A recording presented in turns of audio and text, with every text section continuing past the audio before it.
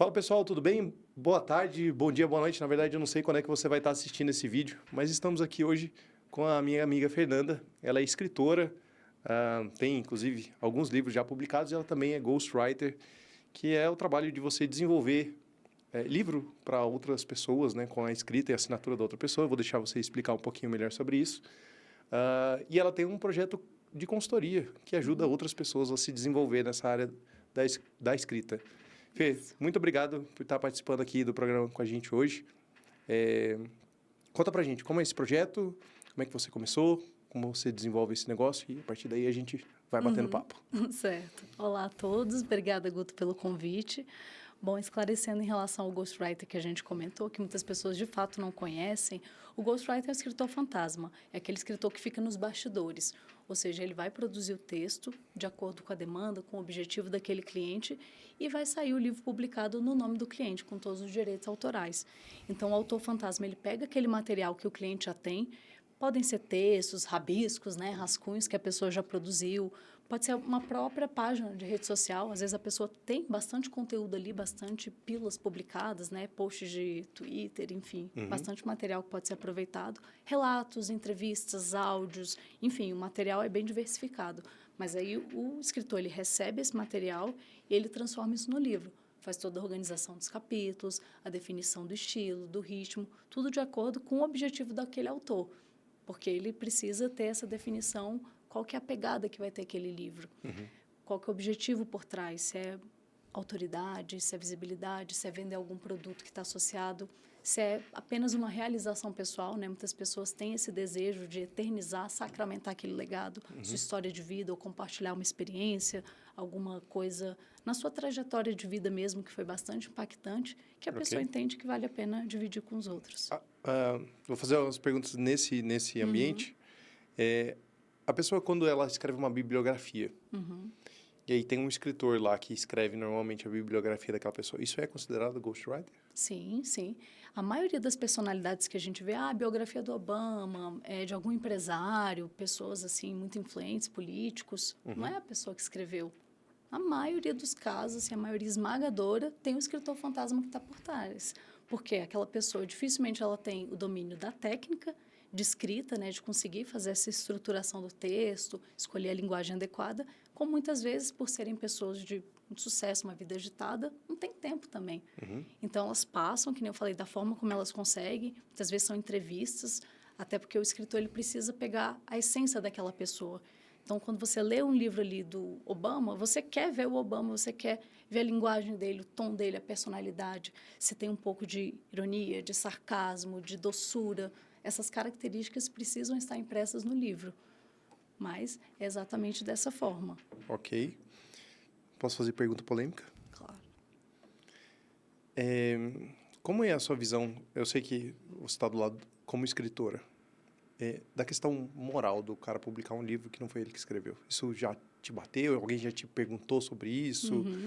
É ou é irrelevante? Qual que é a tua visão? Não só, eu diria dos 3 pontos. Pronto. Você como escritora, na sua visão como escritora, a sua visão como do cliente, dele estar publicando um livro que, teoricamente, não foi ele que escreveu, e também a visão da sociedade, porque, às vezes, a gente também tem uma visão curta, né, dessa relação de falar, pô, mas, às vezes, ninguém vai gostar e, às vezes, a galera não está nem aí. Como é que você enxerga essa questão da escrita, né, do ghostwriter?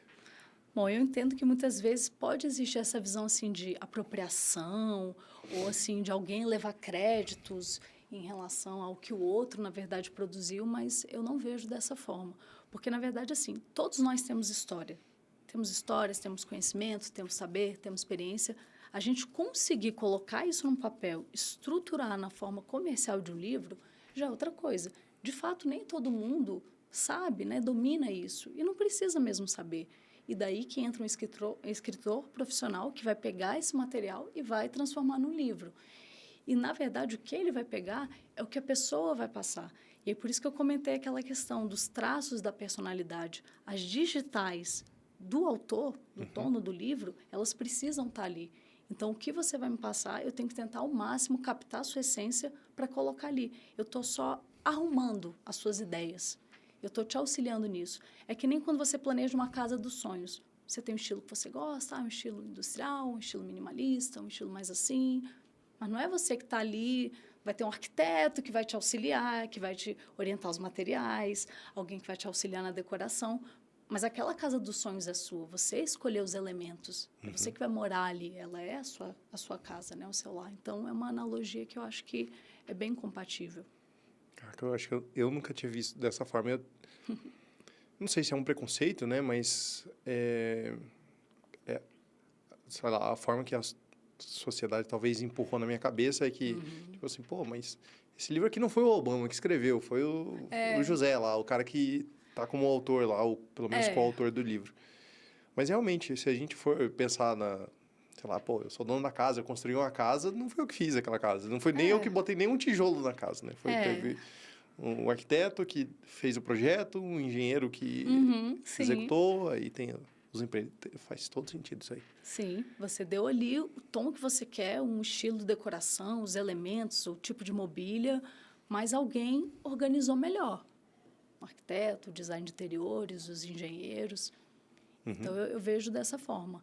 É claro que existem alguns livros que eles são best-seller, né? Aquele Pai Rico, Pai Pobre, que é muito conhecido, né? Você vê em qualquer aeroporto. Aquele livro não foi escrito pela pessoa. Aí, de fato, muitas pessoas se questionam, pô, mas será que aquele cara que é o autor, será que ele sabe tudo aquilo mesmo sobre finanças? Mas, com certeza, ele pegou o cerne ali, a essência do que ele sabia, do que ele queria transmitir, e alguém complementou, desdobrou aquilo, colocou com outros detalhes, A enfim. forma, né, que ele escreveu. Organizou melhor, concatenou as ideias, mas com certeza a semente é da pessoa. Ok. E aí você segue a essência do... Isso. Como, é, como é esse processo? Você personificar, talvez? Isso. Como é Ótima isso? palavra, sim. É uma boa palavra. É uma personificação. E é por isso que é importante entender a pessoa também, não só o que ela quer passar.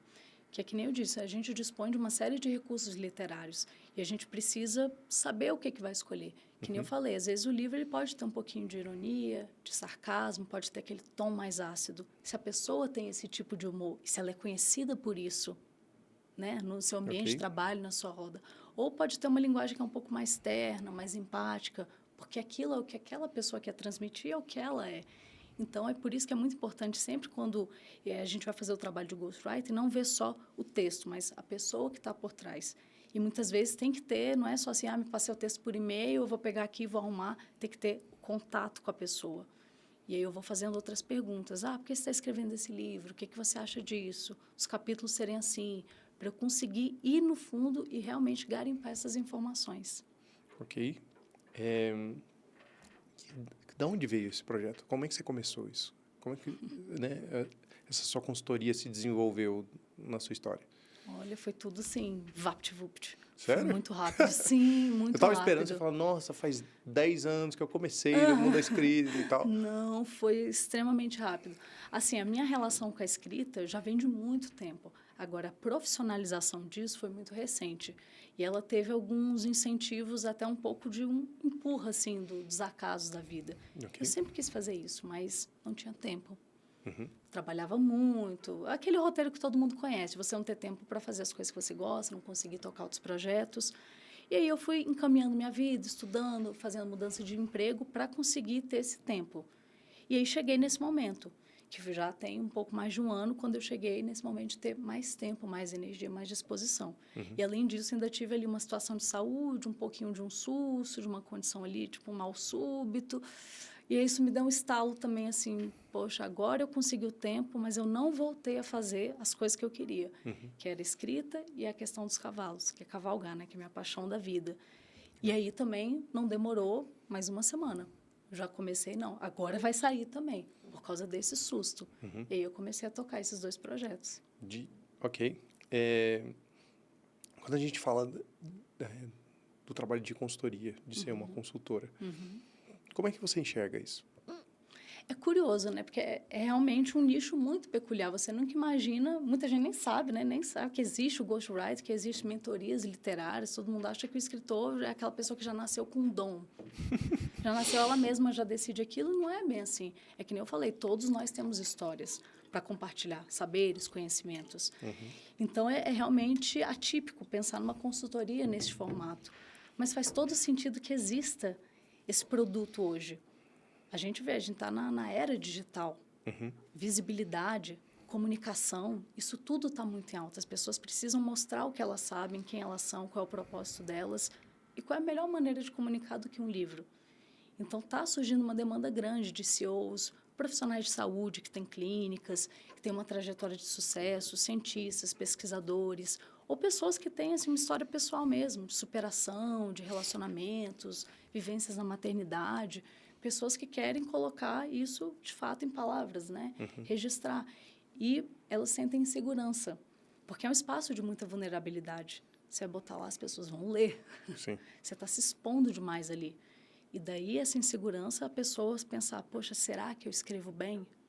Ainda mais no dia de hoje, que a gente escreve tudo tão corrido, a gente resume as palavras, a gente perde um pouco ali da gramática, do padrão da língua oculta. Então, rola essa insegurança.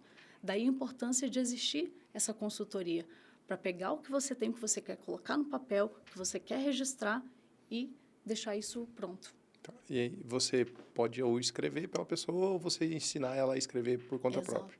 Exatamente. Prós e contras desse universo, né? Se uma pessoa estiver avaliando a possibilidade de, eu penso em escrever um livro, o que você aconselha entre escrever o livro sozinho, talvez com uma mentoria, uma consulta, ou contratar um profissional para escrever o livro por mim? Qual é a diferença desse universo? Bom, as duas opções são interessantes. Tudo vai depender do seu objetivo principal e das suas condições. Mas eu acho que tudo se resume a uma pergunta. Você quer o livro, você quer publicar um livro, ou você quer ser um escritor? Se você quer se desenvolver como escritor, ter as ferramentas, você adentrar nesse processo, se debruçar, começar a desenvolver um estilo, uma marca pessoal ali, a sua assinatura, aí a mentoria é mais interessante. Porque a pessoa que vai escrever, eu vou fazer a revisão crítica, análise crítica, vou orientar esse processo e aí nós vamos trabalhar vários pontos. Criatividade, estética, ritmo, estilo, as referências, o tipo de campo lexical de vocabulário que você vai utilizar. Tem aulas nesse sentido, né? Nessas consultorias que eu faço. E a pessoa ela vai aprendendo tudo isso. O que ela pode pegar da literatura e fora da literatura também para colocar no livro dela. Porque a pessoa ela quer ser um escritor. Agora, quando a pessoa ela quer o livro, que nem aqueles exemplos que eu comentei, às vezes a pessoa ela quer mais autoridade, ela quer mais sacramentar o trabalho dela, ou ela quer aquele legado, a história da família dela, dos pais, dos avós que vieram para o Brasil, e ela quer deixar aquilo para a família, para gerações que vão vir, né? A gente morre, mas a história fica. Não, o livro normalmente fica. O livro vai ficar. Nesse caso, a pessoa ela não quer tanto assim escrever, ela não quer aprender essas técnicas, ou ela até gostaria, mas não tem o tempo, não tem energia. Você pensa num profissional de sucesso, um CEO, dificilmente ele vai conseguir chegar depois de, sei lá, 10 horas de trabalho no dia, de 1000 reuniões, sentar e escrever. Bugou a cabeça dele, não tem como. Ele não vai ter mais criatividade, ele não vai concatenar, não vai ter coesão, coerência, ele vai se perder. Então, eu entendo que seriam essas duas frentes. A pessoa que quer se desenvolver e a pessoa que quer o livro. Ok. Também eu acho que traz um pouco de clareza, né, nessa experiência. Voltando ali um pouco sobre a parte comercial, como você trabalha, né, como você adquire clientes. Como é essa sua jornada no dia a dia? Bom, por ser realmente muito nichado, não são todas as pessoas que têm essa disposição, porque já é uma escolha muito grande. Você vai escrever um livro, que nem a gente falou, da vulnerabilidade, do trabalho que é. Tanto que se você for escrever ou se você for contratar uma pessoa, porque você não vai largar também, né? A gente vai definir algumas coisas juntos, eu vou enviar, você vai validar os capítulos, é assim que funciona. Então, eu acho que essa questão do comercial é entrar nos nichos certos, das pessoas que elas têm uma trajetória para compartilhar. Então, o que eu tento fazer? no LinkedIn, vou fazendo os contatos com as pessoas, tento fortalecer esse LinkedIn para as pessoas verem as vantagens da escrita, os benefícios. Uso bastante o LinkedIn nesse sentido, puxando muito para a parte profissional, que seria mais o público que é interessado em ghostwriting. E vejo que as pessoas postam, vão interagindo, às vezes a pessoa comenta e dali rola um bate-papo. E a gente vai fazendo essa troca sobre trajetórias, histórias, o que a pessoa está fazendo com aquele conhecimento, a autoridade dela. Às vezes a pessoa, poxa, eu estou precisando publicar um livro porque eu quero dar uma mentoria ou porque eu vou dar uma palestra, eu quero distribuir. Rola muito, assim, dentro desse ambiente do LinkedIn. E também Instagram, também é uma ferramenta que eu tenho utilizado bastante, publicando alguns conhecimentos, um pouco da minha rotina também, a paixão pelos livros, que aí o semelhante atrai o semelhante. Entendi. E a prospecção de dia a dia, networking, essas coisas, Também, o que você sim. costuma fazer? Sim. Eventos, feiras, onde você vai normalmente atrás? Sim. Eu estou entrando um pouco mais recente, né? Como eu falei, foi tudo muito rápido. Eu demorei para profissionalizar. Então, há um ano que eu estou, de fato, profissionalizando essa questão da escrita e tenho buscado também grupos de networking. Às vezes até grupos assim, de mulheres empreendedoras, mulheres que têm seu negócio, que querem fazer essas trocas, que querem fazer indicações, o grupo da Moai, né? Então, estou tentando fazer também essa ponte do networking, da indicação boca a boca, que, desde que a humanidade é a humanidade, é o que funciona melhor. Então, são essas duas frentes principais que eu atuo. A do networking orgânico, assim mesmo, e também a parte digital, com o LinkedIn e o Instagram. Ok. Eu estou sentindo que a gente está muito uma entrevista aqui. Sei. Falei, a gente tem um modelo mais bate-papo, tá parecendo assim, pergunta e resposta, pergunta e resposta. Sim, sei. Como é que a gente vai para um modelo mais bate-papo? Porque, ó, eu estou falando isso no meio do programa. Sim. Eu sei que você não está muito acostumada com esse tipo de ambiente. E quando a gente coloca o microfone, coloca a câmera, coloca a televisão, luz em cima, bota a maquiagem, fica aquela pressão. Mas... A maquiagem hoje não teve. Eu queria saber, conhecer um pouquinho mais sobre a Fernanda, sobre a sua jornada mesmo. Você é formada em quê? Odontologia. Meu Deus. Não tem nada a ver Lé com CRE, eu sei.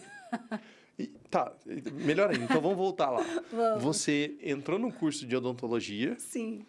Cuida de cavalos. Para quem não sabe, a Fê cuida de cavalos. Sim, sou amazona e equinocultora. Amazônia porque você nasceu no Amazonas? Amazônia porque você é prima da Diana, a Mulher Maravilha? Ou quem dera. Nossa, fosse uma heroína. Não, a Amazônia é o feminino de cavaleiro. Nossa, eu também não tinha a menor ideia disso. Ok. Mas você participa desse ambiente, tem a ver com competição? Sim, eu fiz aquele ciclismo tipo há de muitos salto anos. e tal? Era esse que eu fazia. Okay. Há anos atrás, muitos anos, eu fazia o salto, competia, montava profissionalmente, participei de brasileiro.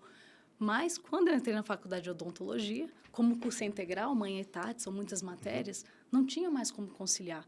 A rotina de treinamento ali nos cavalos era terça, domingo, 1, 2 horas por dia para competir. Então, não tinha mais como. Aí eu parei e fiquei 15 anos sem cavalgar. Sempre com aquilo na cabeça. Quando der eu vou voltar, quando a vida estiver mais sossegada, quando tiver estabilidade. Normal. É normal, E nunca né? tem. E nunca tem. Até o dia que você falou, foda-se, vou fazer. Isso, falou, não tem, mas esse é o que tem agora, vai ser esse. Só tem tu, vai tu mesmo. Que foi o que aconteceu ano passado. E que nem eu comentei, como eu tive aquela situação de saúde ali, aquilo me virou a chave no sentido assim, minha filha, vai, faz as coisas que você ama, toca seus projetos, não fique esperando mais. Porque às vezes não chega, de fato, o momento ideal. Sim. E, ótimo, conta isso pra gente, então, essa experiência. Como é que é você vir de uma jornada... Você chegou a ser dentista, trabalhar como dentista? Sim, minha jornada, sim. Eu fiz de tudo um pouco. Então, e isso ajuda muito na escrita. Por quê? Eu fiz odontologia, gostava da área de saúde, comecei a clinicar, atendia meus pacientes, feliz da vida, gostava demais, e também fazia o mestrado na parte de pesquisa. Porque eu tinha isso, eu gosto de pesquisar, gosto da área acadêmica, de ler artigo, escrever, óbvio, né? Escritora, queria escrever teses e teses. E também gostava da parte clínica, que é o espírito da odontologia, né? A mão na boca do paciente, aquela coisa bem manual. É tudo muito artesanal na odontologia. Aí então vou fazer os dois. E fiz. E fui clinicando. Aí é isso que eu pensei, mas a rotina não está muito legal, começou a pegar um pouco a coluna. Você fica abaixado, né? Você é uma fica ali posição apoiado indigna. em cima do paciente. Sim, aquilo acaba com a coluna. Eu comecei a sentir, poxa, eu acho que eu posso, dentro da odontologia, ver um outro caminho mais interessante. Aí eu continuei trabalhando com odontologia, mas a parte de gestão de projeto e gestão da assistência odontológica no Sistema S. Gestão de projeto? Sim. Aí eu entrei no Sistema S, na iniciativa privada, que é uma paraestatal, e lá eu cuidava da odontologia. Tem várias clínicas espalhadas no Brasil. Okay. Eles precisam de normativos, de protocolos de atendimento, precisa da coordenação dos processos de compra de material, precisa ter as boas práticas, como que vai fazer o atendimento humanizado ao paciente, ter essa política, né, de saúde e também cuidar de projetos em relação à saúde e promoção social. Era com isso que eu trabalhava lá. Aí eu fui para essa área administrativa, mas por não ter tempo, não ter saúde, me deparei ali com um ambiente um pouco tóxico. Aquele escritório? Roteiro. Aquilo que todo mundo sabe, né? Está em todos os memes, está em todos os perfis, é uma crítica muito válida, né? Que tem sido feita. Teve aquele seu amigo burnoutinho também? Mas não chegou a ser o burnout, mas eu tive. De fato, desenvolvi uma ansiedade ali e não tinha tempo, assim. Você fica 10 horas dentro do escritório, que eram 8 horas e meia, com 1h30 de trabalho. E aí tem trânsito, não sei o quê, papapá. E aí não sobra energia para nada, você tá só o pano torcido, só a capa do Batman quando chega em casa. E aí não tinha tempo para fazer as coisas. E sempre com a espada de Damocles na sua cabeça, que você não sabe se vai ser demitido, se não vai ser. Aquela pressão, né? Aquela pressão. Vai que alguém pirraça com a sua cara amanhã. Aí, morando em Brasília, uma boa brasiliense, qual é a opção que a gente costuma inclinar quando pensa assim? Concurso público. Tem estabilidade, qualidade de vida, ninguém te manda embora, você tem um certo prestígio, um reconhecimento ali. Minha família toda de servidores públicos, né, do Poder Legislativo, então, assim, fui criada dessa forma, né, sempre com bastante conforto, segurança. Então, eu falei, vou estudar para concurso. Estudar para mim nunca foi um problema, eu sempre gostei, né, de ler tudo. E fui estudar para concurso. E aí passei. E aí, quando eu fui chamada, eu comecei, de fato, a me recuperar, ter mais tempo livre, mais energia, porque não é só tempo, você tem que ter tempo e energia, as duas coisas. E coincidiu, assim que eu entrei no serviço público, de eu ter esse mini piripaco aí de saúde que eu tive. Na área de odontologia, o seu concurso? Não, políticas públicas. Ok, mais próximo da escrita do que da... Embora eu trabalhe também ali, dentro hoje do meu emprego ali, com saúde e qualidade de vida também. Capacitação, saúde e qualidade de vida. Então, interna ou externa? Porque interna, do órgão da controladoria. Então, eu nunca tirei o pé da saúde, mas eu fui, de alguma forma, mudando sempre da minha origem. Saí da odontologia, fui clínica, pesquisa, iniciativa privada, agora serviço público. E exatamente por ter passado por cada um desses lugares, eu tenho bastante conhecimento que eu aprendi de cada um. Uma experiência realmente assim, bem peculiar, bem diversificada, eclética, mas que, para a escrita, me serve muito. Sim. Consegui escrever nota técnica, parecer, projetos, ler muitos livros, publicações dos órgãos, tudo isso. Então, assim, não é só o livro ali da livraria. Eu tenho um bom acervo, né? Um bom repositório em relação a isso, por causa dessa experiência toda. E aí, funcionária pública, voltou para o hipismo. Para adestramento. Eu não voltei para o... Eu fazia o hipismo, né? Que é o salto. Mas agora, muitos anos depois, o que eu busco não é tanto a emoção, saltar os obstáculos, aquela coisa, o cronômetro, que o hipismo é assim. Eu queria uma coisa mais suave mesmo, nessa fase da vida, entendeu? Eu queria uma coisa mais de conexão com o cavalo. E uma modalidade nova. Aí eu fui para o dressage, que é o adestramento clássico. Que é como se fosse um balé com o cavalo. Não sei como é que é isso. É um balé. Você tem uma coreografia, pensa assim, que a gente chama de reprise, que é uma sequência de passos que você tem que executar com o cavalo. Ok. E aí você tem que executar com perfeição. Em cima ou embaixo do cavalo? Em cima, você é montado. Ok. E aí você vai fazendo a transição das andaduras. Então, você começa ao passo, aí vai para o trote, galope. Essa transição tem que ser suave, tem que ser sutil. E tem que parecer que você não está fazendo nada no cavalo. Como se vocês fossem realmente um centauro. Entendi. Um corpo só, né? Eu sei que não tem nada a ver com o assunto aqui que a gente começou falando de escrita, mas eventualmente aparecem esses assuntos assim e fica curioso. Vou perguntar mais. Claro. Quando você falou de adestramento, eu achei que você adestrava o cavalo dos outros. Ah, não, achou que era adestrar, não. É que o nome da modalidade é esse, adestramento. E tem competição, tem... Tem, sim, tem competições, tudo. E como é... Eu vou perguntar porque estamos no Claro, meio. Como é que é avaliado esse tipo de coisa? Aí o juiz ele vai avaliar como que você executa aquelas figuras. Por exemplo, você vai fazer uma curva. Como que está a encurvatura do cavalo? Está bem feita? Ele fala assim, você tem que fazer um círculo de 20 metros. Está na medida correta? Está uniforme? Está um círculo? Está um ovo? O cavalo está confortável? Eles veem isso também. Se nós dois, e nós somos um conjunto, eu e o cavalo, se nós estamos em harmonia, se ele está atendendo bem os meus comandos, se ele está confortável, respondendo bem, se nós dois estamos, de fato, fazendo ali uma apresentação, um belo par. Ok. Acho que trouxe bastante luz aqui. Eu nunca nem passaria pela minha cabeça um negócio desse. Imagina. Eu sei que tem de cachorro um pouco disso, né? Que eles fazem para... Os desfiles. Exato, tem uma jornada, mas eu não imaginei que isso tivesse também para cavalo. Voltando ali pro ambiente de escrita. Essa entrada sua nesse universo de escrever, especialmente escrever para os outros, apesar de ter sido repentino, como isso começou? Bom, a primeira coisa que eu decidi é que eu queria publicar um livro meu.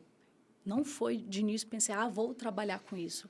Depois, quando eu me deparei de fato com esse universo, com o mercado literário, com as possibilidades, e fui para as redes sociais, que era uma coisa que eu sempre fui também bem low profile, nunca gostei dessas coisas, sou bem antiga nesse sentido, nunca gostei tanto, agora que eu estou me habituando, me familiarizando um pouco mais, que eu percebi que daria para fazer um pouco mais que isso, não só eu escrever para mim, mas que eu poderia trabalhar com aquilo, desenvolver projetos em torno dessa paixão.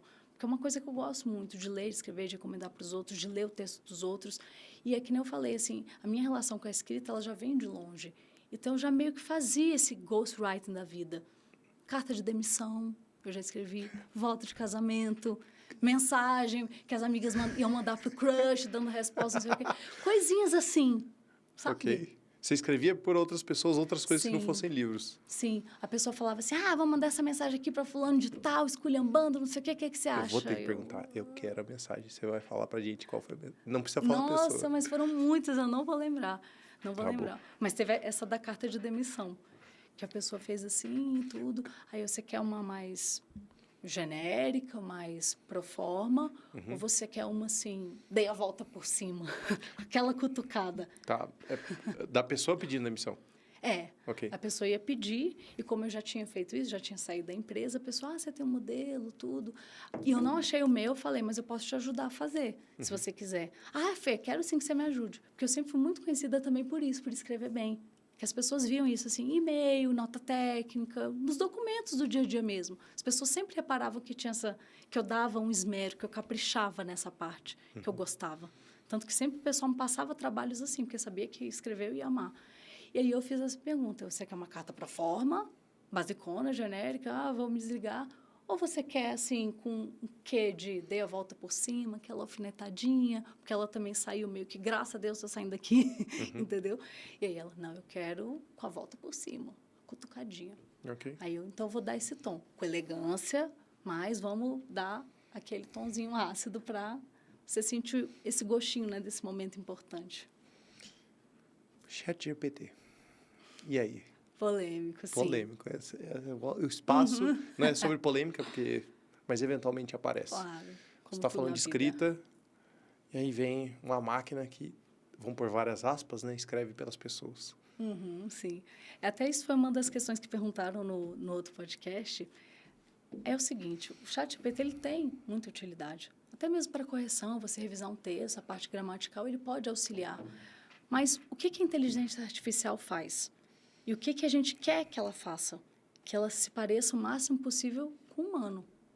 A gente já está até habituado a ver um texto, a gente bate o olho, vê aquele travessão, a gente... isso aí está na cara que foi o ChatGPT. Sim. Aquela coisa... Espero que essa mensagem te encontre bem. Essa é a clássica da mensagem começada pelo ChatGPT. Aquela empatia forçada que vem. A gente está começando já a bater o olho e perceber.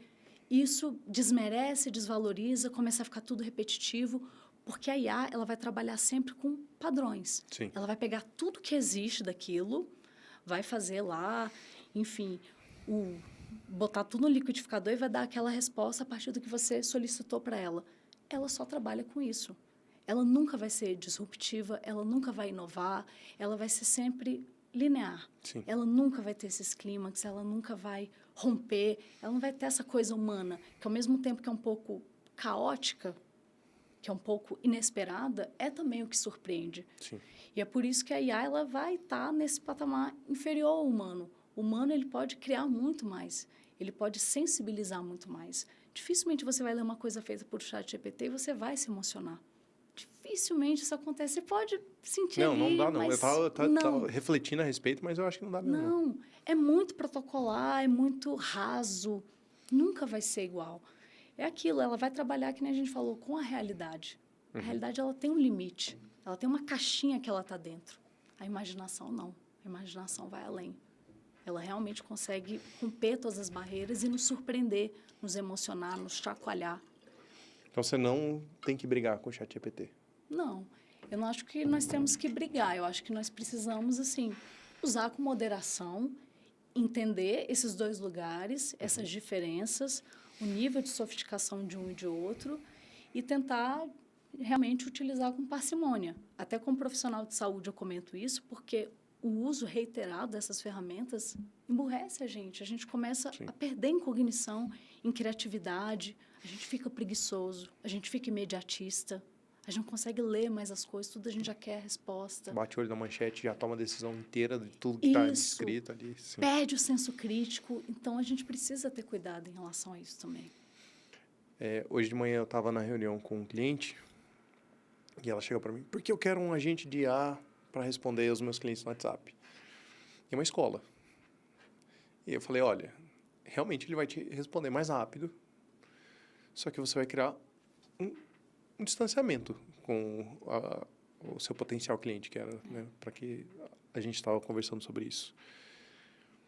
Porque por mais que você escreva de uma forma humanizada, você, florzinhas e tudo mais tal, ele não consegue humanizar a conversa a ponto... E eu vou falar para você que mesmo que você consiga escrever uma estrutura e ensinar a máquina a escrever igual ao humano, ele tem um problema gravíssimo, que é o tempo. Uhum. Porque, no caso lá, ali uma prospecção comercial, o cliente que está do outro lado, ele responde, ele manda a primeira mensagem, depois ele responde em 2 minutos, depois ele responde em 10, depois em 15, depois em 10 de novo, depois em 2, depois em 1 hora, e fica nesse ping-pong. E toda vez que você manda mensagem para um agente, ele responde em 30 segundos. Sim. E aí, mesmo que você consiga construir uma conversa... Cara, é um humano escrevendo do outro lado. Ninguém responde em 30 segundos. Não faz sentido isso. Sim. Então, esse timing de resposta, eu acho que ele quebra muito a dinâmica de um agente, né? Especialmente ali na conversa com a IA. Então, eu acho que vai demorar um pouco para a gente conseguir, talvez, substituir ali um humano. Mas você acha que vai chegar nesse ponto? Substituir, não. Substituir mesmo, não. É que nem eu falei, eu tenho essa sensação que a IA está sempre correndo atrás para copiar a gente, para ficar mais próximo. E é isso que a gente valoriza. A gente quer uma IA, a gente quer um ChatGPT que não pareça que é o ChatGPT, que é a IA, que pareça uma pessoa. Então, como que vai ser melhor? Dificilmente. Então, eu não acho que vai ser uma substituição. Eu acho que vai ser uma complementação, que vai ser uma parceria. E, ao mesmo tempo, eu tenho sentido um movimento um pouco de reversão em relação a isso. Das pessoas, que nem eu comentei, baterem o olho e falar, isso é feito pelo ChatGPT. E descredibiliza, e você sente que você é só mais um, que o robô está lá disparando aquelas mensagens, que não tem uma pessoa ali te dando aquela atenção. E eu acho que está rolando um movimento nesse sentido. Assim, as pessoas estão vendo que essa coisa muito artificial não é boa. Sim. E que tem essa tendência de voltar, né? Até a propaganda acho que é da Heineken, ou da Stella Artois, não sei, alguma cerveja. Okay. Fazendo o povo interagindo, não sei o que, os celulares tudo tocando assim de lado. Aí o slogan era assim, rede social, a melhor rede social desde 1800, olha lá. Uma coisa assim. Um bate-papo no boteco. Um bate-papo normal, todo mundo lá e ninguém nem tinha pro celular. Então, eu acho que está tendo uma certa revolta em relação a isso, das pessoas não quererem mais essas coisas assim, sabe? Muito artificial. E eu mesmo, não sei você, eu detesto falar com robô. Detesto, gente. Eu também não. Inclusive, eu falo para meus clientes, não faço. Ah, que bom! Eu não gosto de Eu não usar. Eu gosto. falo... sendo bem sério, eu gosto muito de automatizar processos internos da empresa. Boto fé. Aí faz sentido. Uma empresa de serviço, ela gasta 45% do tempo de um vendedor mexendo no CRM. Sim. Daí ele tem que receber um lead, tem que registrar no CRM. Aí teve uma conversa, você tem que entrar lá no CRM, botar um resumo. Aí você tem que mexer o card de lugar, você tem que voltar lá e lembrar com quem você tem que falar. Tipo assim, isso gasta 40% do tempo de um vendedor. Sim. E aí eu falo, cara, isso aqui eu automatizo. E eu Aham. sou vendedor, vende. Mas eu substituir um vendedor com uma máquina, ele vai gerar distanciamento com o seu cliente. Então, eu não acho que é o melhor caminho. Mas se quiser fazer, dá para fazer. Sim. Agora, para interno, faz muito sentido. Porque daí eu resolvo problemas operacionais. Eu automatizo problemas Sim. operacionais e boto um vendedor para fazer o quê? Vender. E aí, por exemplo, Sim. eu leio todas as conversas que acontecem no WhatsApp o dia inteiro e crio pequenos resumos e mando para o gerente. Falo, olha, você recebeu 10 leads hoje. Desses 10 leads, 3 não responderam. Os 5 responderam ok. E tem esses 2 aqui que estão bem quentes. Pode ir lá para fechar. Legal. Beleza. Então, isso aí eu acho que faz sentido. Porque daí Super. eu não consigo colocar um humano 24 horas. Aí você põe uma equipe comercial com 10 vendedores, você não consegue... Um gerente não consegue acompanhar todo mundo. Então, Sim, ali sim. eu acho que... talvez usar a ferramenta certa no lugar certo. Você comentou Isso. sobre a correção. Sim, sim. Eu acho que encaixa bem, né? Ajuda, né? Tem uma ferramenta, a Clarice. Agora, tem uma questão também.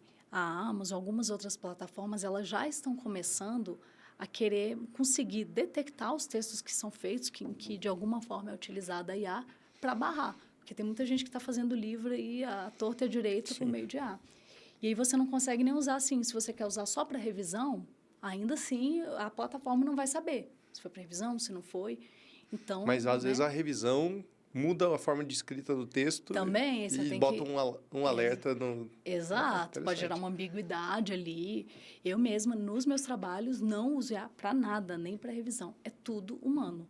E até por causa disso. Porque amanhã você vai, não, vou usar IA porque eu acho que vai ser bom, né? Revisão ortográfica, alguma coisa, mas eu já estou por E ela muda o dentro. texto para você e aí vira Muito outra coisa. texto. Sim, fora o risco que tem da pessoa publicar o livro e amanhã, não, o livro vai ser removido da plataforma porque foi utilizado IA. Às vezes a pessoa utilizou só para corrigir vírgula, alguma coisa, né? A parte ortográfica, mas a plataforma não sabe disso. Ela sabe que ali utilizou IA. E aí acaba com o livro da pessoa. Então, tem que ter uma cautela nesse sentido também. Ok.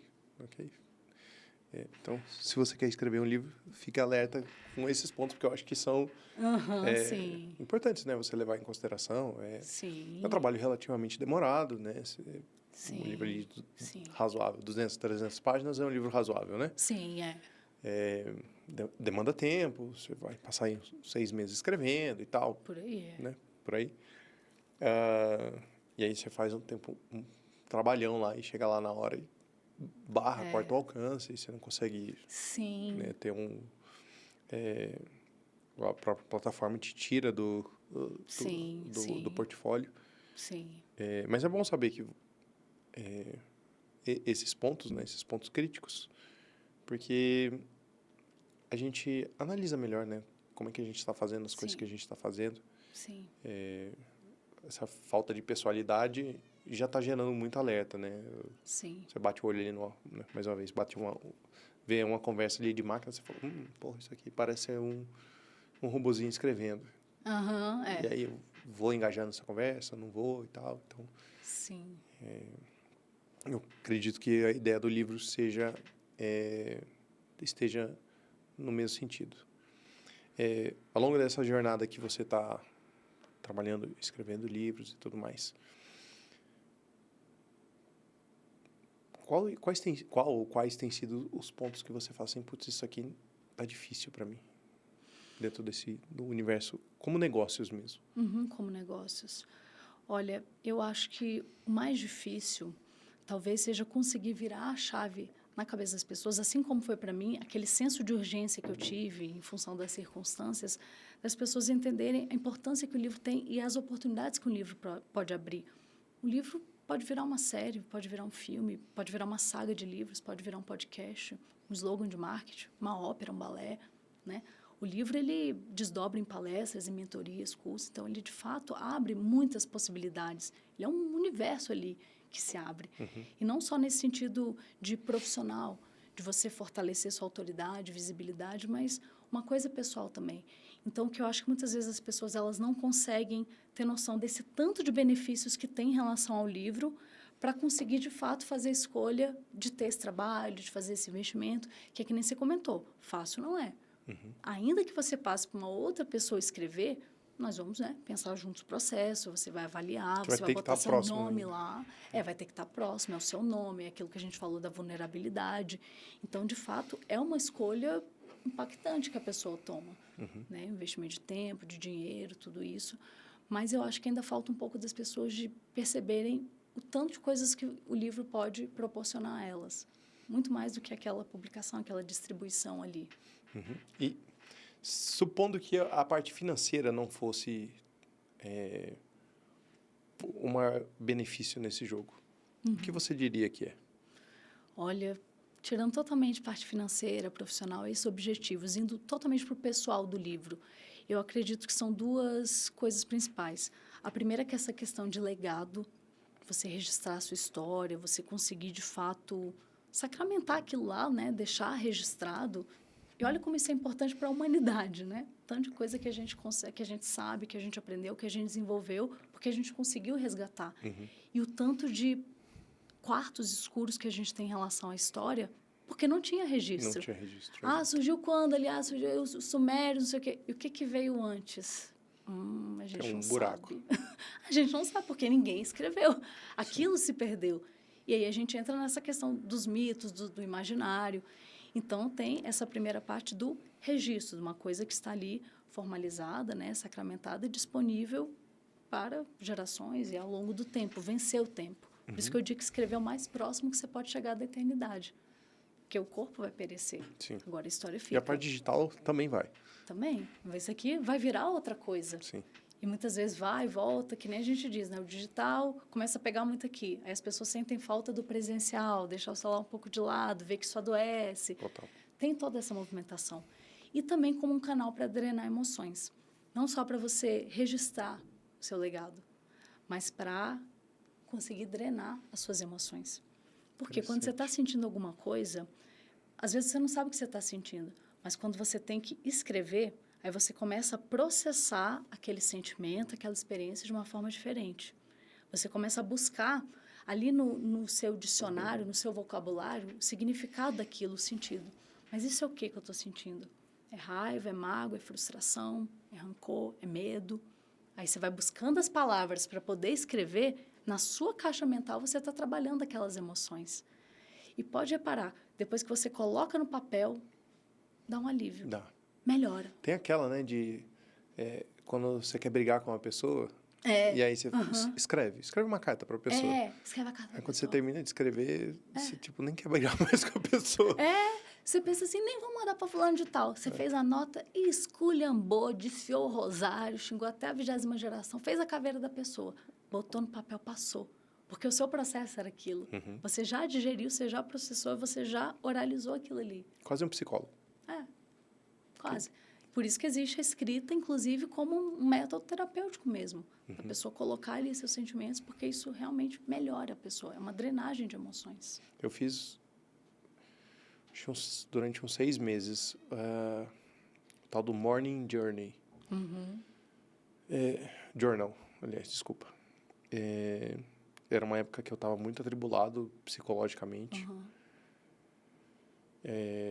Eu não sei se você já ouviu falar dessa técnica, mas você pega um caderno, que é tipo um diário, só que você escreve... É a primeira coisa que você faz de manhã cedo.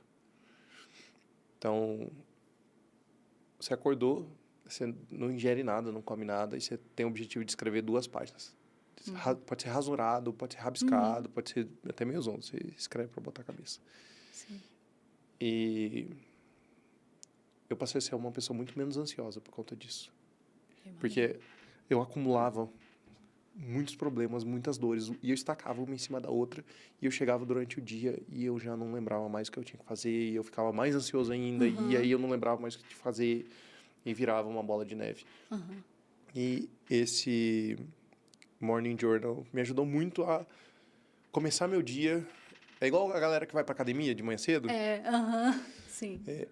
Eu achei que teve a contrapartida de eu ficar um pouco cansado. Porque o cara que vai pra academia de manhã, ele gasta energia e cansa do mesmo jeito. Mas normalmente as pessoas falam que fica benefício, né? Você Sim, pra saúde. vai pra academia de manhã e aí você, ao longo do dia, seu dia é mais... Você tem mais disposição. Mais disposição.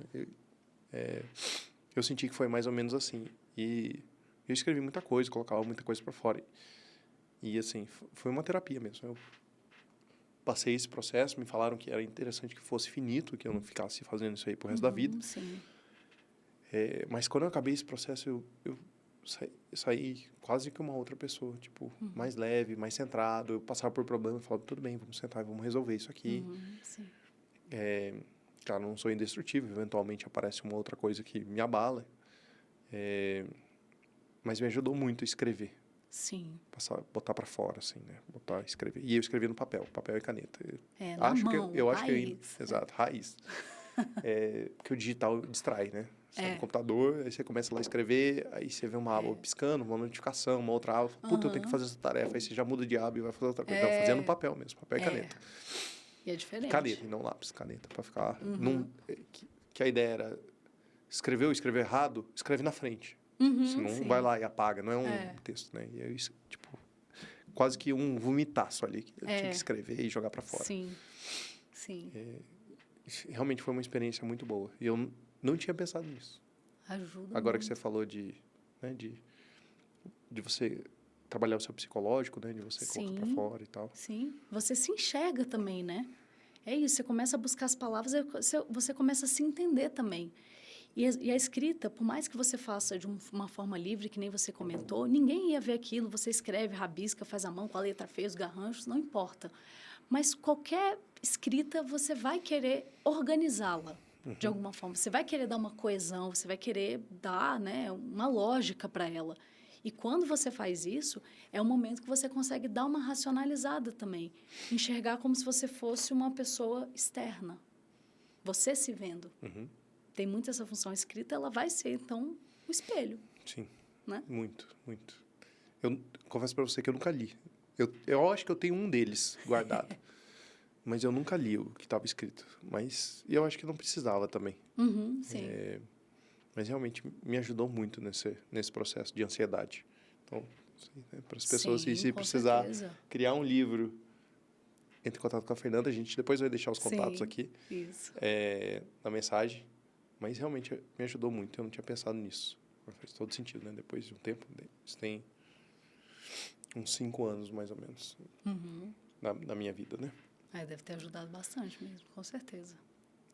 Fê, até para a gente ir para os finalmente aqui da nossa conversa. O que vem pela frente? O que você vislumbra do teu projeto, da tua empresa? Como é que você já enxerga 2026? Bom, já temos alguns novos projetos no forno e que é exatamente aquele movimento que a gente falou, de expandir a escrita. Não só aquilo que você fica aqui. Então, alguns projetos que eu quero encabeçar, já mais para o futuro, é de trabalhar com imersões literárias, que também vão se misturar um pouco ali com experiências culturais e retiros literários. Ou seja, você quer escrever, não vai ser só assim, eu passar, escreve aí, você na sua casa vai me mandando. Nós vamos fazer um retiro no lugar tal, vamos lá, e lá você vai ficar para isso. Eu fiz uma isso imersão. Recente, uma imersão. Eu fiz isso na Eslovênia, num glamping que eu fiquei 2 dias e meio lá só para isso. Lugar assim afastado, experiências como essa. E também outros tipos de imersões para conhecimento mesmo. Então, por exemplo, vamos conhecer alguns autores brasileiros, autores internacionais, aliando isso numa rota de viagem, em imersões, em retiros, mesclando com essas outras experiências, porque, de fato, está tudo casado. Uma coisa vai alimentar a outra. Sim. Vai só enriquecer mais a escrita. Porque a escrita tem muito de criatividade, e a criatividade, as fontes, é a vida em si acontecendo, é tudo que já está por aí. E também essa sua parte emocional, de como que você vai estar. Você dedicar um momento para aquilo, você se debruçar, você está bem, você está livre de distrações. Estudo é muito importante, você conseguir ter esse preparo. Essa parte da rotina é muito importante também na escrita. Sim. Então, esse é um projeto que eu quero iniciar em 2026, de fazer imersões e retiros literários. Pô, isso aí... Eu já vi de várias coisas diferentes, né? De montar negócio, de empreendedorismo, de você ir, às vezes, até melhorar a sua área comercial. Eu já fiz alguns retiros, mais puxados para o espiritual, de ajudar a cuidar da cabeça, Sim, né? Mas de escrita eu acho que eu nunca tinha visto. Eu acho que pode ser um mercado, né? Pode ser uma oportunidade aí para as pessoas que também têm dificuldade de se concentrar. Sim, Daí você sim. está no ambiente e você fala, ó, ou é isso ou é isso. Sim, e fazer rodas também, a gente trocar experiências. Então, vamos fazer aqui uma imersão, vamos todos ler o livro tal. Você lê aquele livro, escreve as suas coisas à parte, vamos sentar aqui, vamos reunir, discutir. Isso é muito poderoso, é uma experiência enriquecedora e é o que está em falta também. Da gente sair da nossa telinha, daquele mundinho, né? Mas deixa eu te perguntar sobre isso. E o tempo? Porque não é rápido fazer um trem desse. Não. Como você pensa nessa questão do tempo? Bom, nessa parte da imersão e dos roteiros, seriam, de fato, experiências um pouco mais curtas. Vão ser similares à que eu fiz ali, que eu acho que deu certo. Até porque as pessoas têm sua família, têm as suas rotinas. Claro. É muito difícil achar uma pessoa que está vivendo para escrita. Só vai fazer aquilo e Só pode, um escritor né? vai fazer Que é isso. escritor e pode se dedicar. A pessoa vai ter outras coisas. O ritmo da gente, a gente sabe como é que é, né? Então, a ideia seria, em períodos mais curtos, 3 dias, 2 dias, 4 dias, totalmente dedicados para isso, até porque vai ser um começo, né? Vai ser o start de um projeto. Então, até para aumentar isso... O cara não vai escrever um livro de 300 páginas em 2 dias. Não vai. Ele vai iniciar, vai se familiarizar, vai criar intimidade, vai aprender como ele se concentra, vai se inspirar, vai ter contato com outras pessoas. E na parte que seria mais misturada com a cultura, aprendizado de outras obras, de outros autores, talvez com roteiros internacionais, aí seria mais tempo. Ok. Aí, porque até, né, de fato, é um projeto que está mesclando outras vertentes também, enfim, para outras distâncias, outros países, aí seria um pouco mais longo. Ok.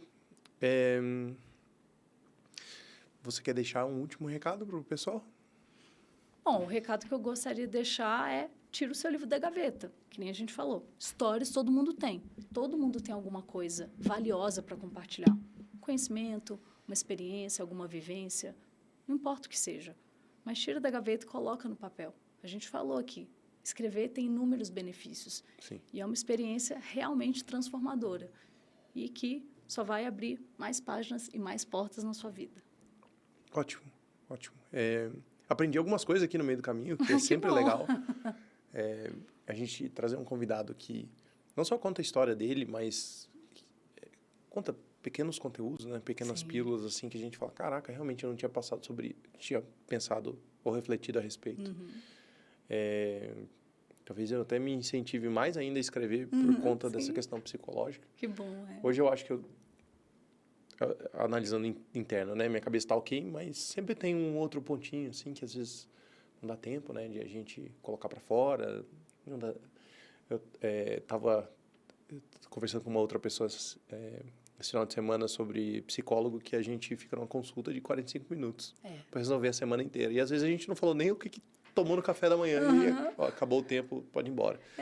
Então, talvez usar um tempo extra ali para realmente escrever, colocar algumas coisas. Né? Eu acho que vai me ajudar a orientar algumas coisas na minha cabeça nesse sentido. Vou usar isso aí. Com certeza, é uma boa Obrigado. ferramenta. E você já fez e já deu certo. Sim. No passado. Você já viu que para você funciona. Sim, funciona mesmo, funciona mesmo. Bom, obrigado por ter vindo contar a sua história. Nós teremos outras oportunidades de bate-papo aqui. Sim, com certeza. E eu fico muito feliz e muito grato de você ter aceitado o meu convite. Então, se você que está assistindo está com uma dificuldade para escrever, tem uma história legal, não sabe por onde começar, entre em contato com a Fer, vai estar seus contatos. Se você quiser falar o seu @ também do Instagram e tudo mais, sim, mas a gente vai colocar na descrição do vídeo. Tá bom. E a gente se vê na próxima. Fechou? Fechou. Obrigada. Tchau, gente. Obrigado. Tchau, pessoal.